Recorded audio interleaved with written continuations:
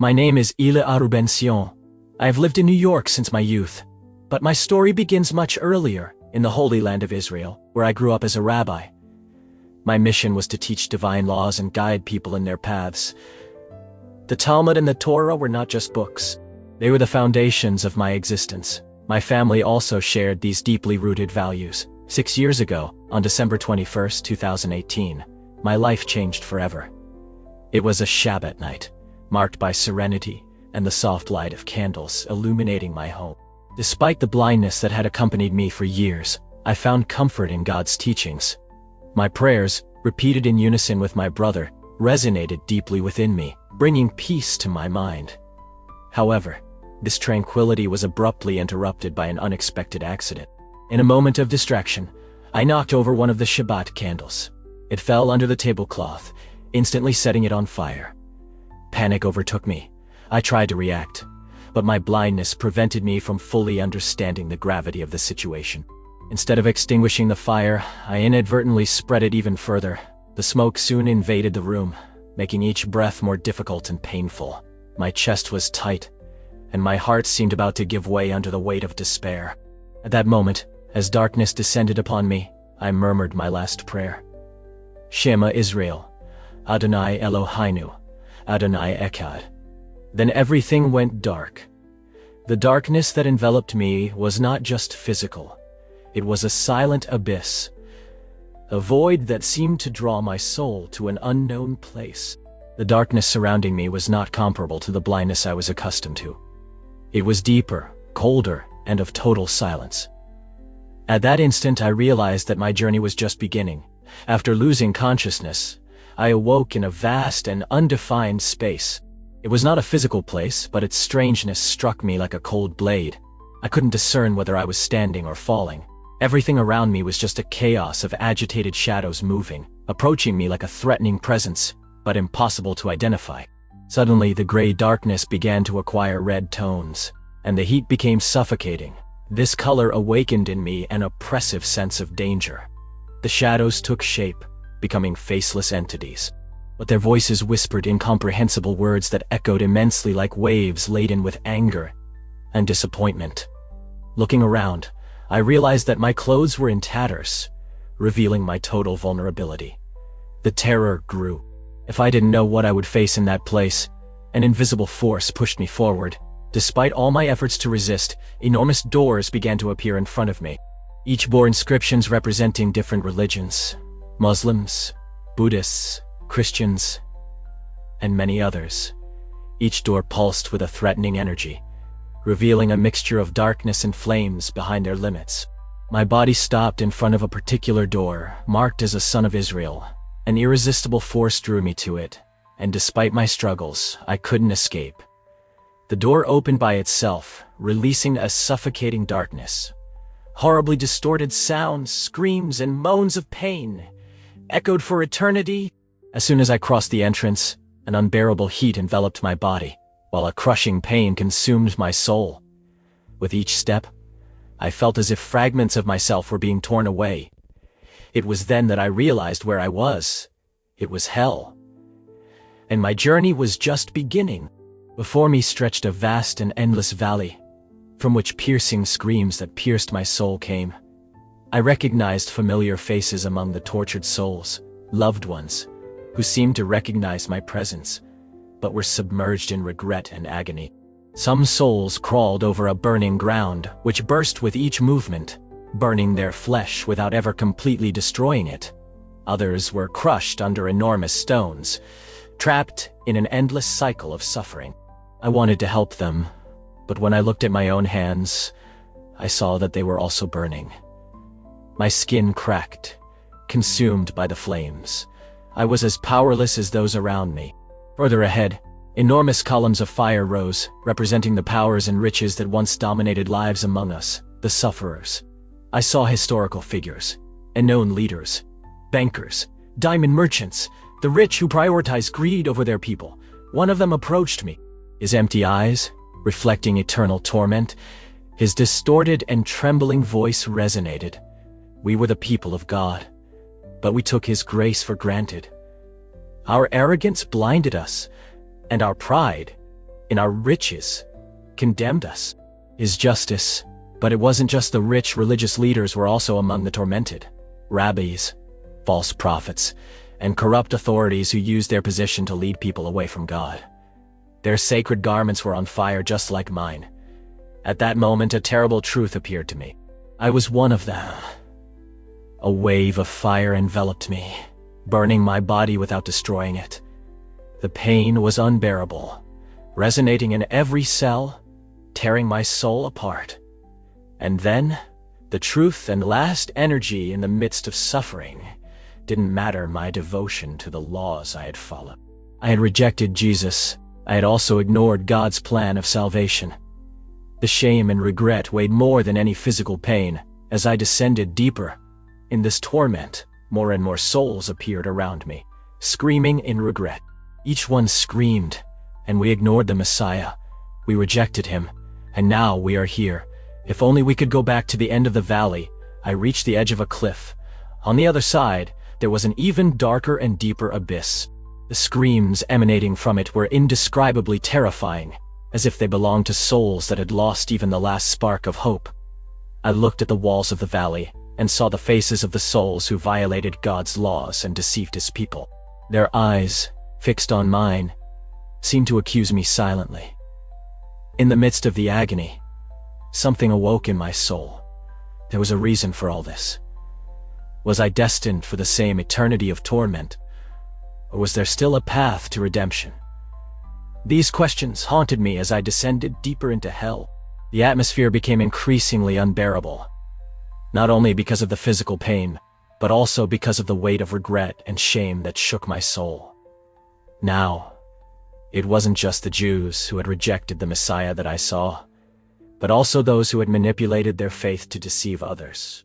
Suddenly, a silhouette appeared before me. He wore a rabbi's robe but was in tatters, almost burned.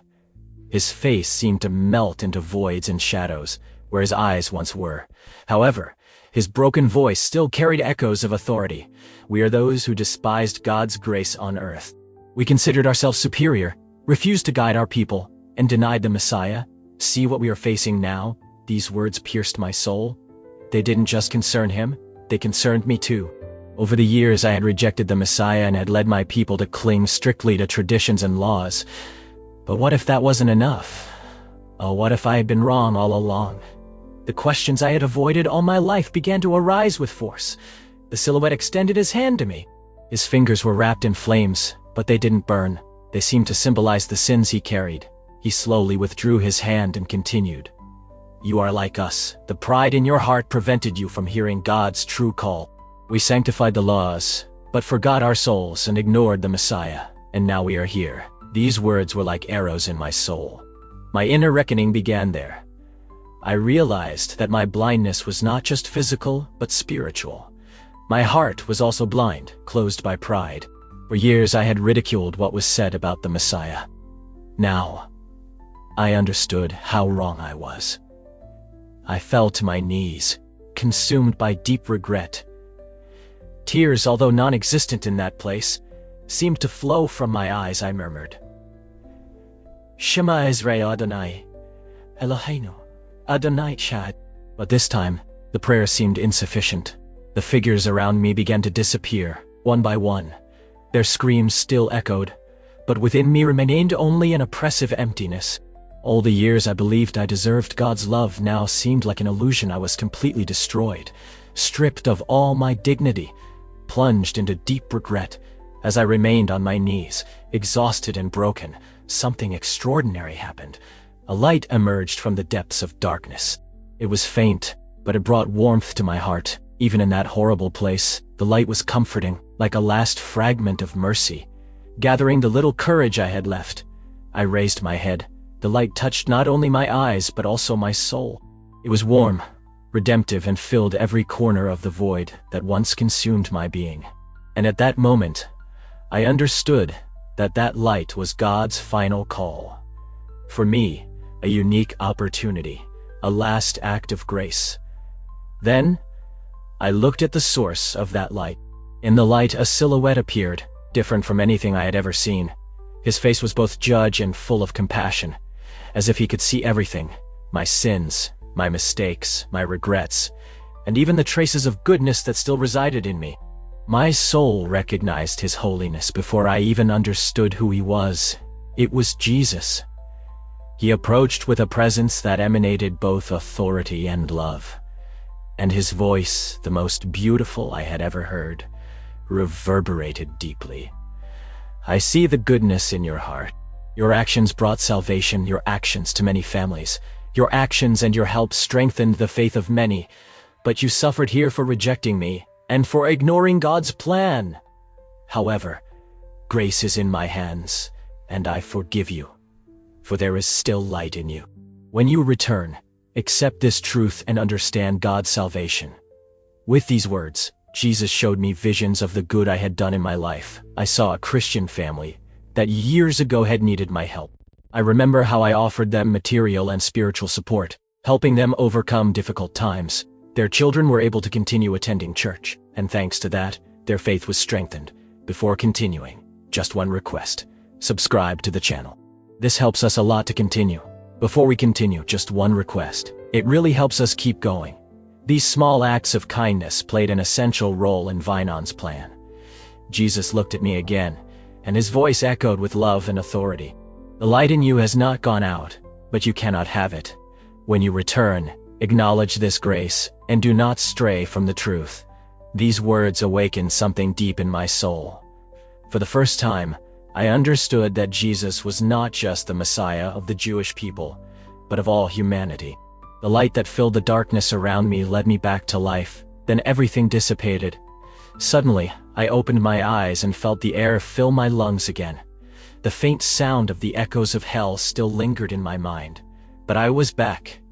I was in my bed, surrounded by doctors. I had survived. However, something inside me had changed forever. At first, I tried to suppress what I had experienced. The darkness of hell, the light of Jesus, and his words remained etched in my mind. But my old habits and my deep roots in traditional faith pulled me back. I told myself that it was all just a hallucination, a product of the fear of death. I resumed my prayers and daily rituals, but something inside me was no longer the same. A void was growing in my heart, disturbing my peace. The words of Jesus continued to resonate. Know the truth, and do not stray from it. Again, one night while trying to immerse myself completely in my old routine and forget this experience, something extraordinary happened. The darkness to which I was accustomed due to my blindness was suddenly broken. It was as if a veil had been lifted. An indescribable light filled my vision, penetrating not only my physical blindness, but also the spiritual darkness that had invaded my soul. At first, I couldn't believe what I was seeing. In my room, where I had spent years shrouded in darkness, the light finally shone. For the first time in years, I could see. My hands trembled as I looked around, absorbing the light that filled the room. But it was not just a physical miracle. Right in front of me, like a reflection of the light I had seen in hell, was the silhouette of Jesus. His eyes met mine, not with judgment, but with a look full of compassion and purpose. At that moment, I understood that no matter how many times I had resisted, I could no longer deny the truth he represented. His calm and powerful voice echoed deeply within me. You took the first step towards me, but you still hesitate. It is a sign for you. When? Return, proclaim the truth. Do not stray anymore. These words penetrated my soul, like a gentle yet firm reminder. The silhouette of Jesus began to slowly fade, leaving me alone in the room. However, the miracle in my eyes and the peace in my heart sealed the truth that I could no longer ignore. Rejecting his grace and his call would be to condemn my soul to an eternal void. This event marked the beginning of a transformative journey. The blind man I was now saw, not just with his eyes, but with his heart. The healing of my vision was much more than a physical change. It was the symbol of a spiritual awakening. From that day on, I left behind my pride, my stubbornness, and my disdain for fools. I accepted Jesus as my Savior, and I felt a deep peace fill my heart, a peace I had never known before. My transformation was not just internal. It overflowed to those around me. I shared my story with my family and my grandchildren. At first, they were surprised and some showed skepticism. But seeing my spiritual peace and my rebirth, something began to change in them too. I worked patiently, helping them find the right path, guided by the same grace that touched me. This journey was not the end, but the beginning of a new chapter, not just for me, but also for those who were ready to listen. The light that followed the darkness became a living symbol of the truth to which God calls us. Finally, I understood that even in the darkest depths, God's light never stops shining. And where there is light, there is redemption, transformation, and hope. And